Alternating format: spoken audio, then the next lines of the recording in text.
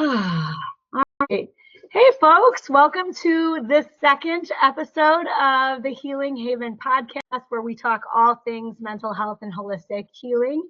Today, I have a special treat for you. We have Shannon Dobson. Oh my God, that is your correct last name, right? Okay. I have Shannon Dobson here. She is the founder and CEO of D.A.S. Billing Solutions. And I thought it was really important to have her here, especially at this time of year, because January is the time when typically a lot of our deductibles start over.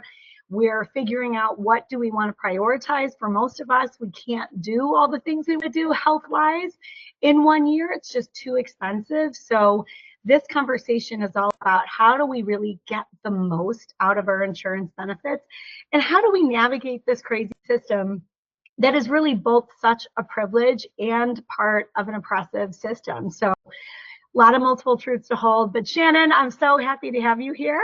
Thank you for having me. I'm going to do a quick little intro. Sure. So like I said, she is the owner of D.A.S. Billing Solutions, a company dedicated to simplifying the billing process for healthcare providers and patients alike. Founded in 2013, Shannon's business began as a part-time venture and quickly grew into a full-time position, allowing her to focus on helping practitioners navigate insurance complexities. Located in the southwest suburbs of Illinois, D.A.S. Billing Solutions prides itself on offering personalized services that cater to each client's unique needs. In addition to her billing expertise, Shannon has recently expanded her services to include patient advocacy. By helping patients better understand their insurance coverage and medical bills, she empowers them to navigate the often confusing world. That is an understatement. The often confusing world of healthcare finance with confidence, whether it's clarifying benefits, resolving billing disputes, or negotiating with insurance companies. Shannon is dedicated to supporting both healthcare providers and patients on their journeys toward healing. With a strong focus on accurate billing and patient advocacy, Shannon's approach blends technical knowledge with a caring, client-first mindset, ensuring a seamless experience for both providers and patients. Shannon, welcome. Yeah, thank you so much. I appreciate it. So I have to know more about what got you into the world of insurance and billing. You know, it's not something I think most people come out of high school or college. They're like, I can't wait to do this. So tell us about your journey there. Yeah, absolutely. Of the human. Yeah, so I've always been intrigued. I love paper. I love pushing the papers. I love being organized and detail-oriented. My aunt owned a medical billing company, and so I started off working for her. And I did all sorts of billing, all sorts of different kinds. So ambulance, pediatrics, mental health, you name it. So I have experience in all of those different genres of medicine per se. But then I really found my passion was with the mental health field. So I wanted to be able to help people, but I'm way too sensitive to help people in the way that providers in the mental health field can help them. And so I found that I can help the helpers by doing the stuff that they're not very good at, right? Feeling doctors is what I call them. The feeling doctors get lost in the clinical work, and that's the important stuff, where I don't have a problem calling the insurance companies and sitting on hold forever and ever. I don't mind doing the legwork on the back end of it, because I know that there's a story behind the claim, and there's someone sitting on the other side of that that's going through something that I need my provider to be there for. And so in my way, I think that I'm helping society one claim at a time, even if it's not necessarily in the nitty-gritty sitting there with the claim. That's how I look at it. So yeah, it's not, there's not a lot of like sex appeal there, but in my head, there's a lot of ways that I'm helping. You know, like I said, every claim has a story. And so just remembering that through each claim, each phone call, and sticking to that, you know, truth in my heart. So I love that. Every claim has a story. Yeah. That feels like that mantra would keep you so connected to your why every day, right? And ultimately led to you creating a whole business where you're not just doing the billing. Now you have a team of billers helping lots of teams of providers. So tell us the story of D.A.S.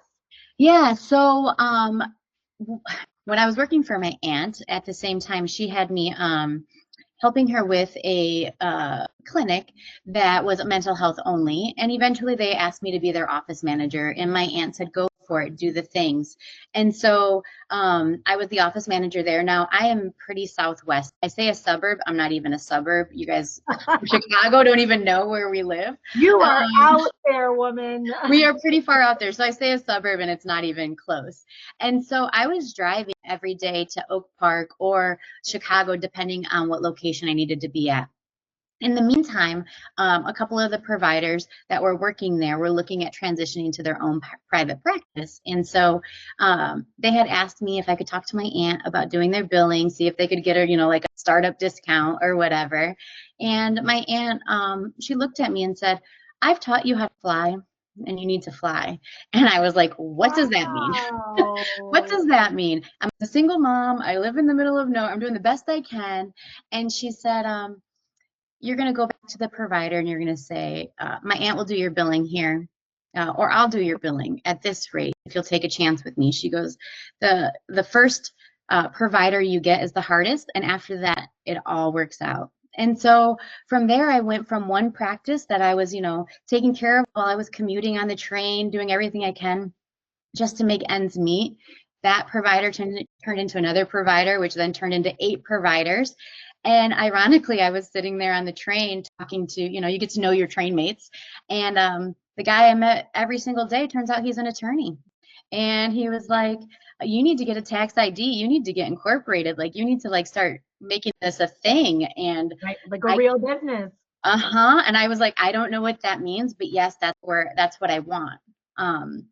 Ironically, I have found a letter that I mailed my grandmother in I want to say it was like 2007. And in it, I said, hey, I think I want to open my own medical billing company one day. I don't remember writing that letter. Oh my God. Fast forward to 2013, and here I am on a train working out contracts and, you know, becoming incorporated. And then eventually that position no longer served. And I started my own, I was billing out of my daughter's walk-in closet, doing the best I could all by myself, working anywhere from 18 to 20 hours a day, just hustling and grinding to get new clients and to figure out how I was going to do this on my own and fly like my aunt told me to fly. And so now here we are. That's 2013, and my daughter's walk-in closet. It had a window, so it wasn't like completely desolate. But now I have a team. There's 4 other people that work with me.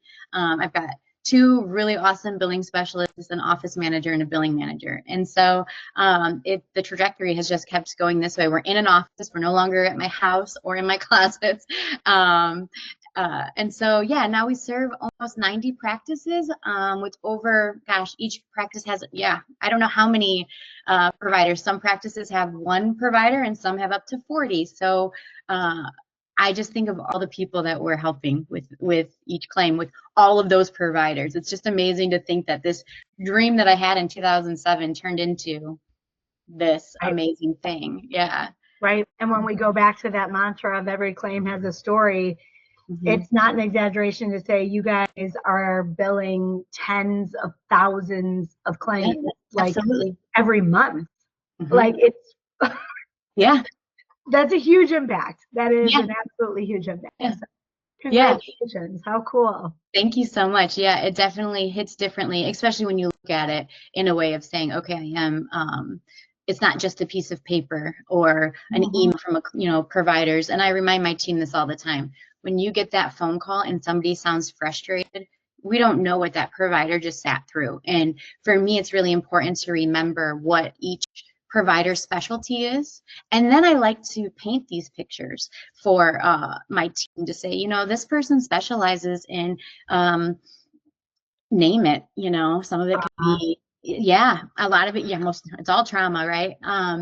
But when I tell the story, or if a provider has told me something, I try to share that in a way that they say, hey, they're having a tough day and that's okay. Now take that information, and then when you go outside and you're driving your car and someone is unhappy, smile instead of being frustrated, because you don't know they could have been the one sitting in that session. You don't know, and that has a big impact as well. So I try to not just have it be, you know, in the business world, but outside, like really empower my team to make a difference with everyone they come in contact with, because that's truly the passion, right? I want to help people without being right there, but I can offer a smile. I can offer, even just to get to know somebody's story and just be there, hold space. So Absolutely. yeah. Which is why it's no surprise you became my biller, and then you have become my friend over this last decade. Yeah. Yeah, so that's how Shannon and I met each other, is we were starting our businesses at the exact same time. Yeah. So you've been such a blessing for me personally and with my Same. business.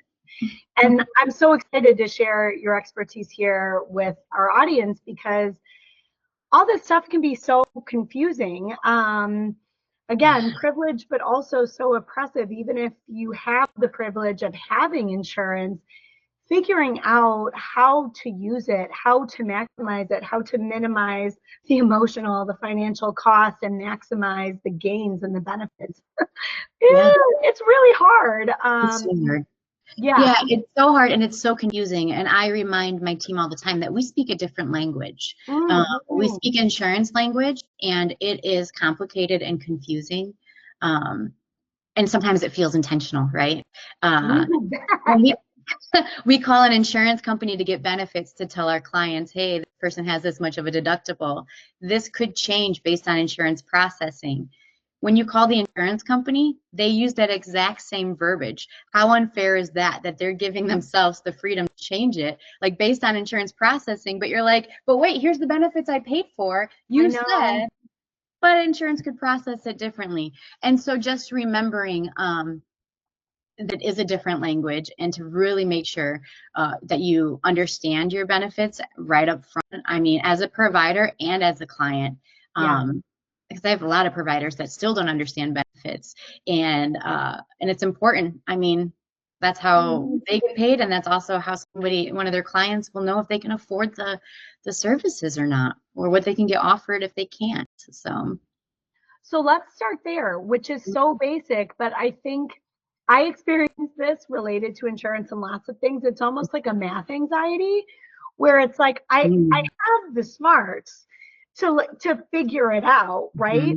But it feels so intimidating or daunting or anxiety producing that there's a frozen quality, and my brain stops working. And I think that it's true for math, but I think that's true for taxes, for insurance as well, right? So like, let's start even with benefits.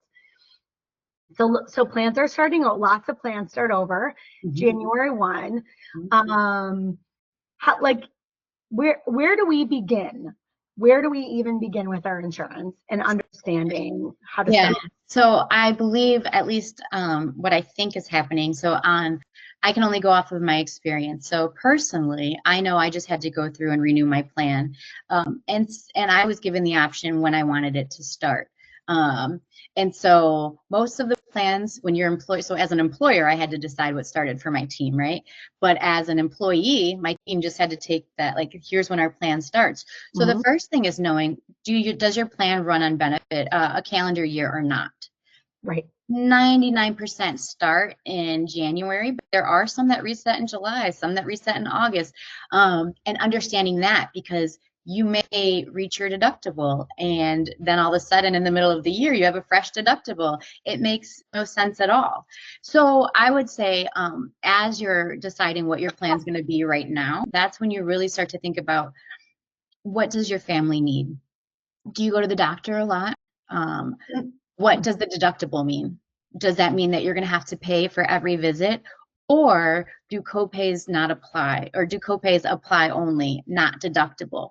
So understanding that, and I always tell anyone who calls me, first off, if anyone has questions, give us a call. We'll walk you through the benefits and explain it to you as best as we can in layman's terms. To go back to what you said earlier about who wants to be a biller when you grow up, I also wanted to be a teacher for a really long time. And so for me, making sure that I have the heart of a teacher so that people understand, because it's so confusing and complex. I always want to make sure that what I'm saying is clear and concise as best as it can be in this very confusing world. So So as you're picking out your plan, understand, what does the deductible entail? Does this mean I have to I have to pay $1,500 right now until all of a sudden insurance pays? What does that mean? And then how much is my copay? Our copay is different across different doctors. If I see a prescriber, what does that look like versus my counselor? Those copays are different. And now they're throwing in words like coinsurance. Coinsurance applies for prescribers and not from, your social workers or your psychologists. And so, yeah, fun, right? And so, okay.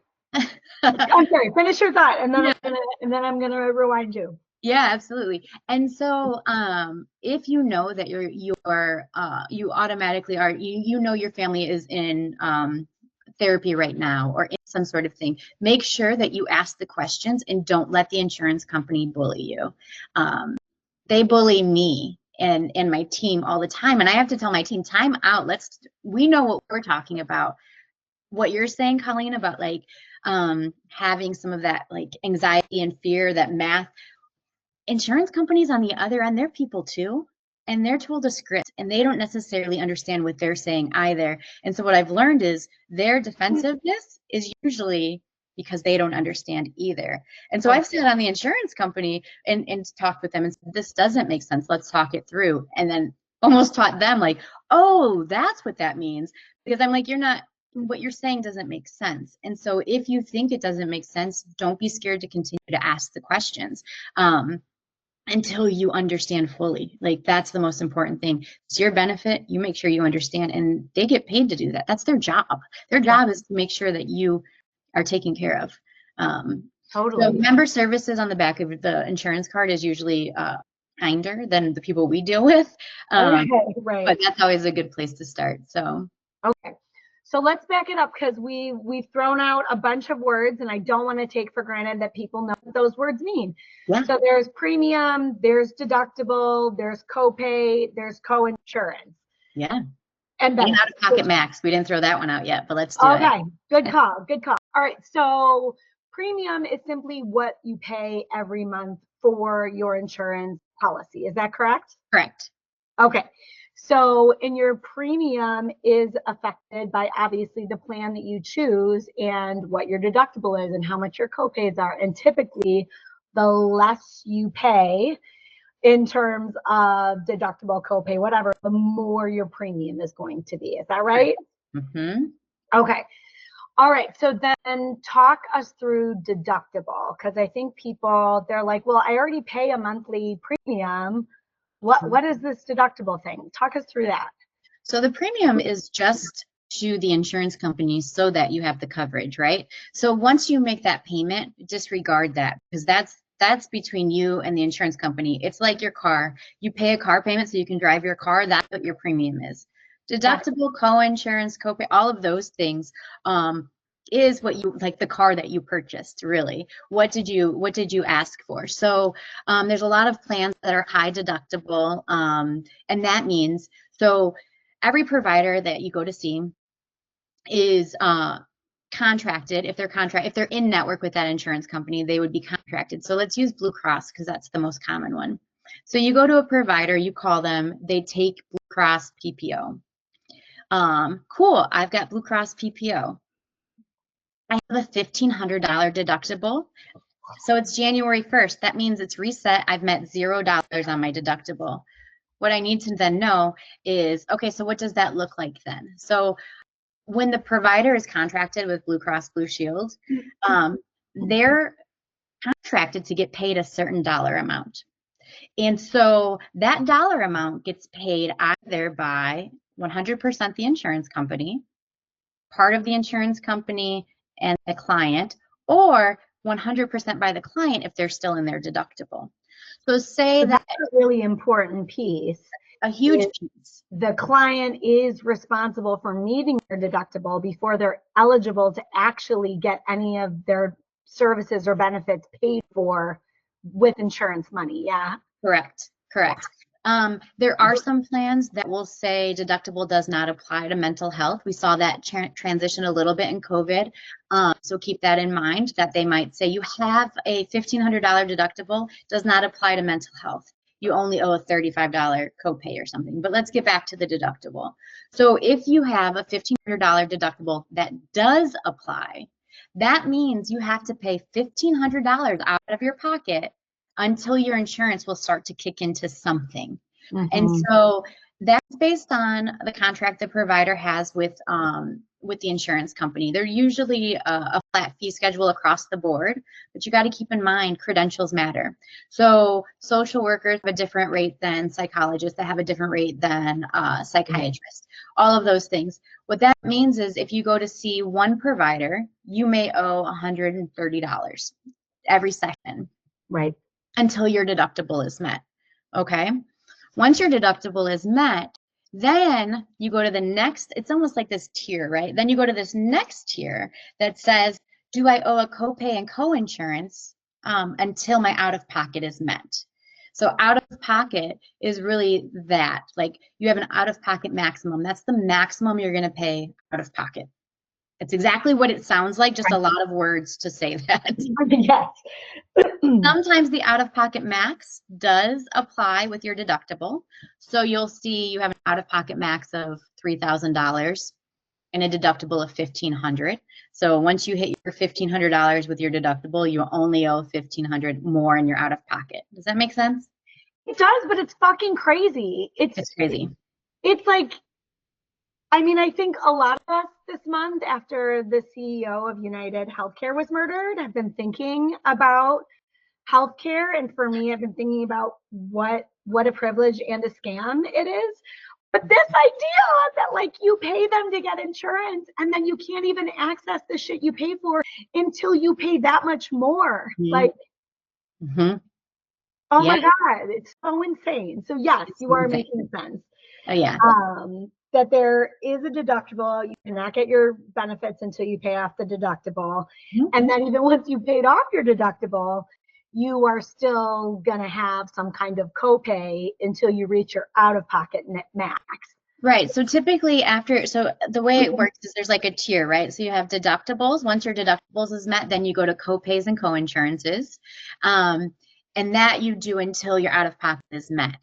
And so a copay is a flat fee. So you'll hear it all the time. I have a $20 copay. That means every time you go to a doctor, you're going to pay easy breezy, right? $20. Got it. I can handle that math. Coinsurance is different. Typically, you only have one or the other, a copay or a coinsurance. Okay. A coinsurance is when you hear 80%, 20%, right? So insurance will pay 80% to the provider. You're responsible for 20%. Or you'll say, I have a 10% coinsurance or 25% coinsurance. So you'll hear that word thrown around, which means that you're paying up to 20% of the allowed rate to the provider directly. Insurance is going to pay a little bit and you're going to pay a little bit to equal that contracted rate with insurance. So again, that number is a variable because it's a percentage. Just like a deductible, right? That's a variable because it's not based on, like, it's not a flat rate like a copay. Copays are easy breezy. This is not. And so do certain plans, it sounds like you typically have one or the other. So is it based on just like the insurance provider or your plan, whether you have a copay or coinsurance? It's completely plan specific. So when you're picking out your plans around this time of year, or if you did it in October, November, you choose. And so what mine looked like was like, okay, if you see somebody in network, it's going to be a $35 copay. Out of network is $75. If you see someone in certain fields, it's like, again, they'll have a coinsurance versus. So understanding what you signed up for, that's the important thing. Because if you see $20 copay and all of a sudden you have a 20% coinsurance, you could be a little surprised. Yeah, and that could be a radical difference, actually, depending on the rate of the provider that you're seeing. Absolutely. Yeah. Ay, ay, ay. The Okay. one thing I do want to say that I haven't said yet is that your benefits are across the board. So if you see a bunch of providers, it doesn't, I'm not just speaking to just like, you know, my passion is mental health, but across the board, your benefits are, Right. once you understand it in one language, you understand it in all, right? So if you see your general practitioner and it applies to the deductible, and you go to see your mental health practitioner, it applies to your deductible. That's all working down your deductible. Right. I just want to make sure I preface that because we didn't say that. Yeah, no, that's really great. And I mean, I know the answer to this, but I just want to clarify. I think there's a lot of people who in January are like, I can't afford to pay my therapist $130 or $155 or whatever it is until I meet my deductible, especially if my deductible is like $2,000 or $3,000. Like I can't afford to do that. Do we have any workarounds? I think the answer is no, but I just need to double check. So the answer is not if you want to use insurance, right? The providers are legally obligated. There's a contract that the provider signs that says if we bill your insurance, we have to charge you this because I'm in a legal binding contract with that insurance company. So the answer is really no, unless you decide you find someone that'll do a self-pay, but then you don't meet your benefits. Right. And then so you're really paying your car payment, but not driving your car. Right. Yeah. Uh, So that's where it's important, where, you know, you might have a really, really high premium, but those premiums might cover the things that it's a math problem. It really is a math problem at that point. It absolutely is. And you don't know when you might have something happen and what plan to pick, right? So they always tell me, you know, I have 5 kids and a husband, and they're always, you know, is your family healthy? Well, this right now, but I have 5 kids. I don't know what they're, you know. That's right. So yeah, I could pick a cheaper, so they always want me to go the cheaper route for my premiums and say, oh, this is a better thing because you don't go to the doctor that often. But the one time I do, then the plan is, you know, then I'm owing a lot out of pocket. And so it's kind of, it's a gamble of which thing to pick, which is right for your family. Totally. And I'm a really medically complex person. My cancer history and how that still shows up in my life now in terms of risk. And so I'm so lucky and have so much privilege in that it's for so many reasons, but we can afford to get a good plan, and it's through my business, right? And so I get to literally choose the plans that are available to me and everyone else. So I have the best insurance I've ever had in my life. It's a lot of money as a premium, but because we hit our deductible almost immediately, all these really high cost services that I know I'm going to need, right, are then usually quite covered. And so, yeah. Right. So you brought up, you know, we talked about, so you have the deductible, then you have your co-insurance and your copay that you have to pay. But then what you just said was that once all of those things are met, once you've hit that, the max dollars that insurance is allowed to charge you. So that out-of-pocket max, that's really what you're saying is the max. That's what you're signing up for, right? I can pay up to $3,000 out-of-pocket max. So I'm going to sign up for this plan. That being said, be prepared then that you're going to owe up to $3,000 out of pocket unless your deductible doesn't apply to your out of pocket. So I would keep that in mind, because you want a plan where it's like deductible applies to your out of pocket. So if you have a $1,500 deductible and a $3,000 out of pocket, the max you're going to pay is $3,000. But if you pick a plan where the deductible does not apply to your out of pocket, that's $3,000 plus $1,500. So now you're, you know, and so you can do the math in the sense that you can say, okay, I should only pay up to $3,000 out of pocket. And if you're a nerd like I am, and I have, you know, my husband laughs at my spreadsheets because I geek out at that stuff. It's like, okay, I know we're going to hit, you know, out of pocket, and this is why. And I'm not going to pay a penny more over $3,000 or whatever it is. But for people that come to see, at your practice, these are people in crisis sometimes. Yeah. These are people that are dealing with complex issues. They're not thinking about keeping track of those things or understanding it. Because when you're in crisis and you signed up for your plan in November and life was different, sure, I want the lowest amount of out of pocket that I have to pay every month because my premium needs, these are my monthly expenses. I'm not prepared for all of a sudden. So, Right. yeah, does that make sense and help? Yeah, no, it is helpful. It is helpful because it helps in terms of what to be thinking about when you're picking your plan.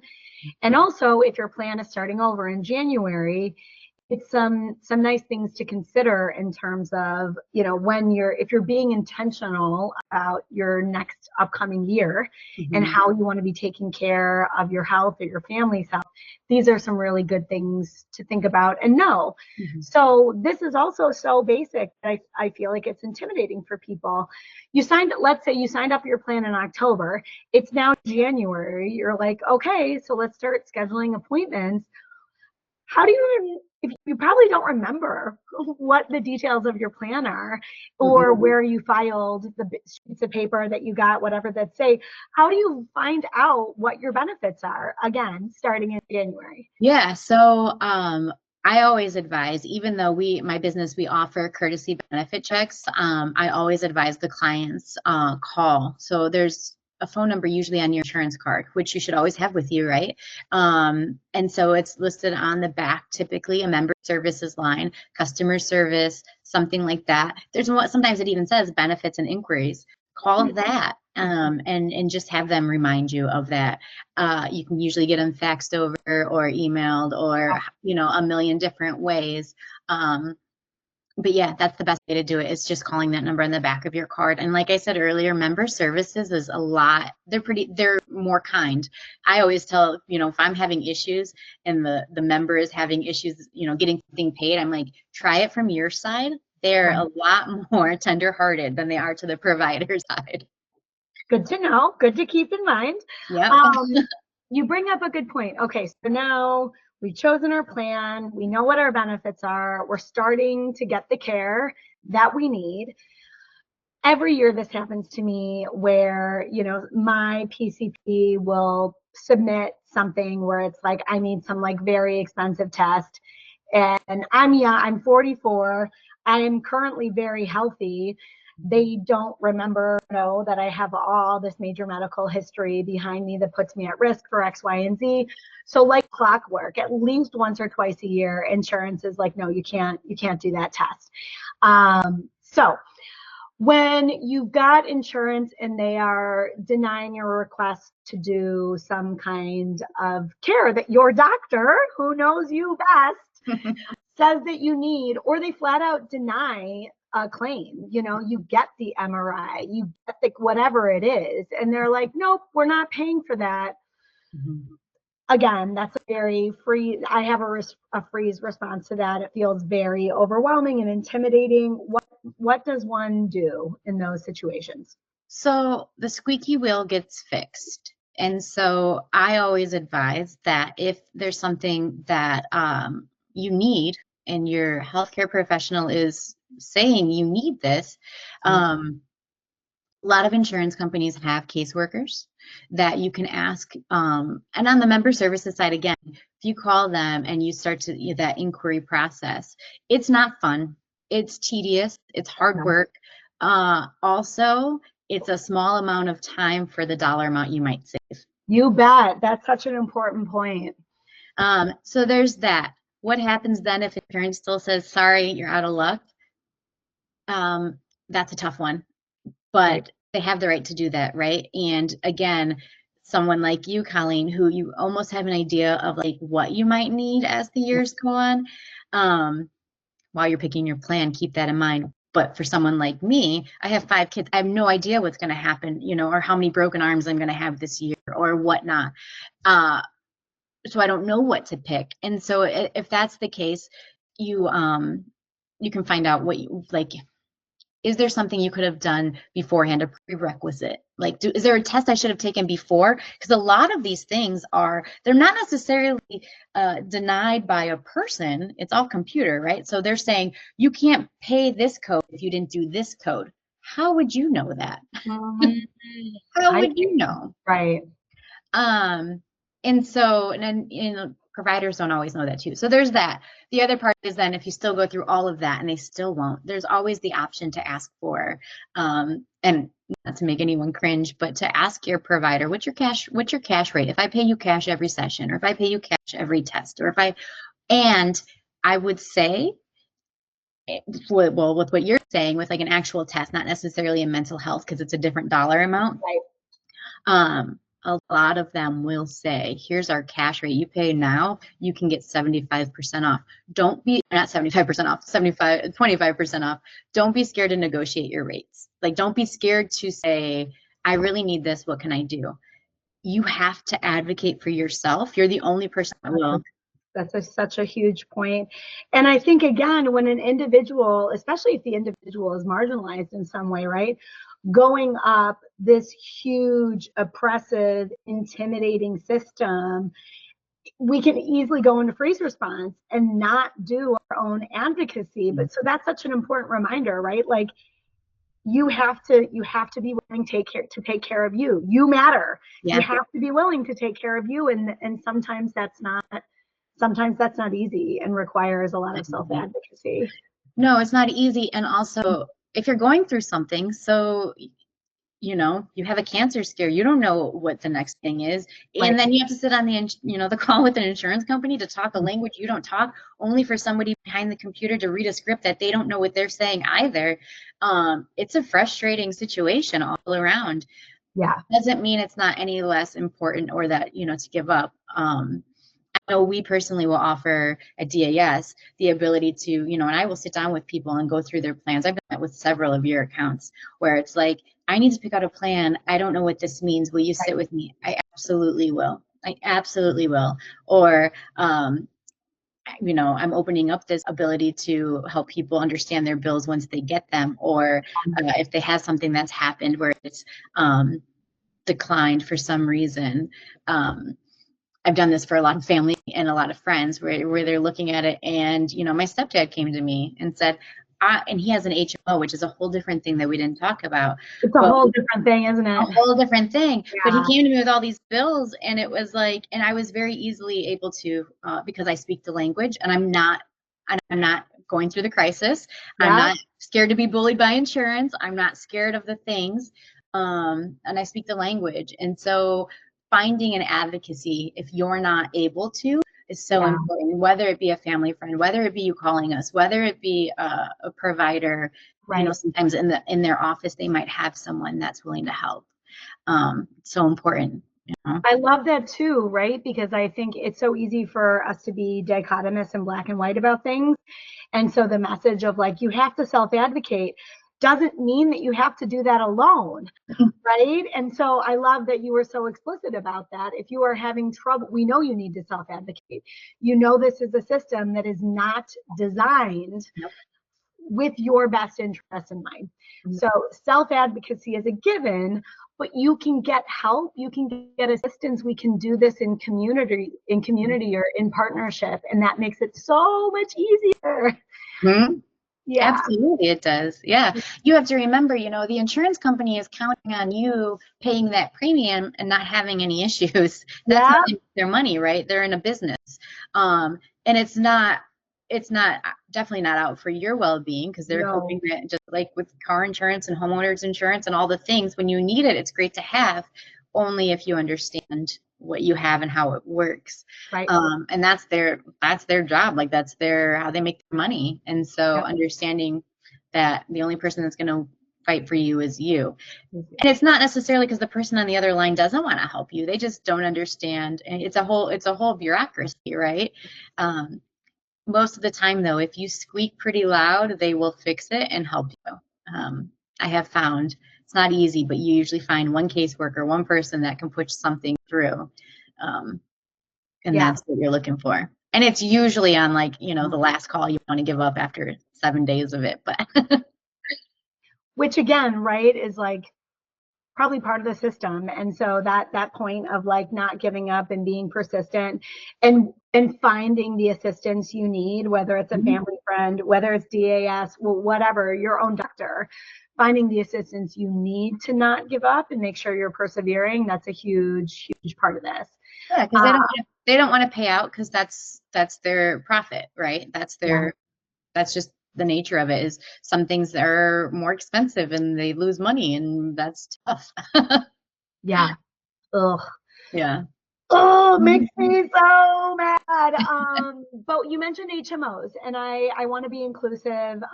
So let's make sure we talk a little bit about how an HMO, which a lot of people have because HMOs are typically cheaper than PPO plans. Yeah. So let's talk about how HMOs differ from PPOs. Okay. So HMOs are they are a health maintenance organization. So they're managed by different. So let me backphrase it so that way it makes more sense. You have to see a provider that's in network with the HMO. It is an exclusive club, think of it that way. It's not easy to get into the HMOs for the providers, and it's not easy for the providers to stay in the HMO, meaning that they have requirements on providers that aren't necessarily provider friendly. So we're talking about mental health providers, and they're seeing clients back to back. Definitely feeling burnout post-COVID for sure, all of the things. And then they have to sit on the phone to get authorizations and to advocate why this person still needs to see, you know, have sessions and talk about things. And so they don't make it easy for the provider. With that being said, on the client part of it, it can be great if you understand how an HMO works. That means you can't just call up anybody and go see anybody. You have to make sure that you follow who's in network. Typically, HMOs, go ahead. That's true for even PPO. I want people to understand that even a PPO plan, right? You've got to see somebody in network if you want your benefits to pay out. But HMO is that, like, but only so much tinier. It's typically within like a general hospital system or medical system, right? It's just so, it's that times 10. Correct. And also, so they don't have necessarily, you can't go to somebody that's right down the street. For someone like me in the middle of nowhere, I can't go right down the street because there's not a lot of HMO providers. Right.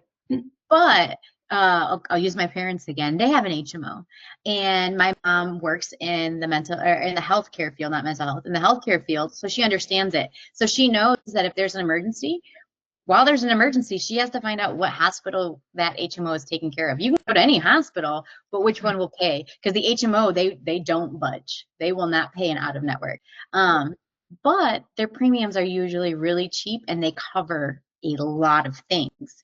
But knowing how to work the system then. If you're going to go to the hospital and you're driving and you got to call, and do you need an authorization? Does the patient get that? Does the provider get that? Knowing who's in your network, that's the biggest thing. And so they don't make it easy. So it's cheap, but it's not easy. And so just knowing that part of it. Typically, there's a very small deductible, if any, and then just a copay usually. It's really simple benefits, but not easy in finding a provider. So. Right. Totally. And the other thing with HMOs, you correct me if I'm wrong, is, you know, I'll sometimes be on like a therapist Facebook group, and they're like, oh, I need a therapist who's in with an HMO. And it's like, no, you don't understand the nature of HMOs.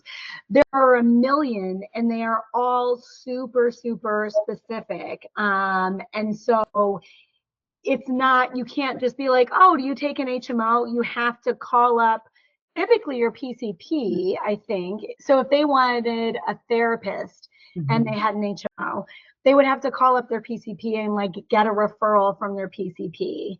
Yeah. And the PCP in the HMO would give them the names of some people, of some therapists in their HMO. Is that correct? Yes. However, it doesn't, yes, you're 100% correct. But the referral doesn't mean that provider's a network. So if they refer you out, what we have found is they'll be like, oh, I'm friends with Dr. Colleen Sierra, so go see her. And then they come to you and you're like, oh, I don't take HMOs. And that's a great point about, so you might have a Blue Cross HMO. Blue Cross Blue Shield's great. They have a lot of HMOs, but each plan, each HMO has a site, and that provider has to be on network with that site. Yeah. And that's where it gets really tricky, and where people are like, but I have Blue Cross. No, it's an HMO. And you know that when you pick out your plan. Right. And be careful. If it's cheap, definitely ask, is this an HMO? It usually says it on there, but understand what you're signing up for then. Mm-hmm. Yeah. And it's that constantly needing to get like a referral or an authorization. You can't just call up anybody and be like, oh, great, you're a network, cool. It's Right. a few extra steps are typically required. Yeah. Yeah. Yeah. On both sides. Yep. Mm-hmm.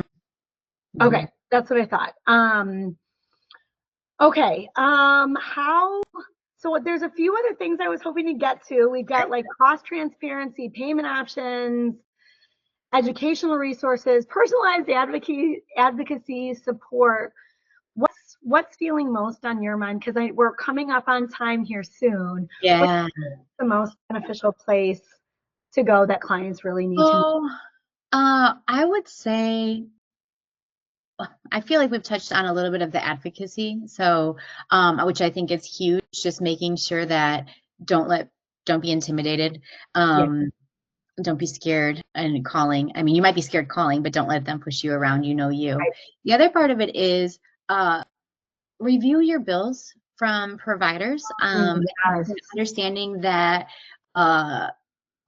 there can be crosses in the mail between insurance and providers, and making sure that if something doesn't seem right, and that's why knowing your benefits is so important. Because if you are looking at a bill and somebody's saying you owe $1,500, but you only have $1,000 out-of-pocket max, something doesn't match. And so making sure that you understand that, and don't be scared to call and ask for that. And I've personally, but if you don't know your benefits, what do you know to do? That's right. And it kind of goes back to one of the things that I'm really harping on a lot, which is this, like, we so often hand over our power without realizing, because we're like, I have insurance, now I'm done.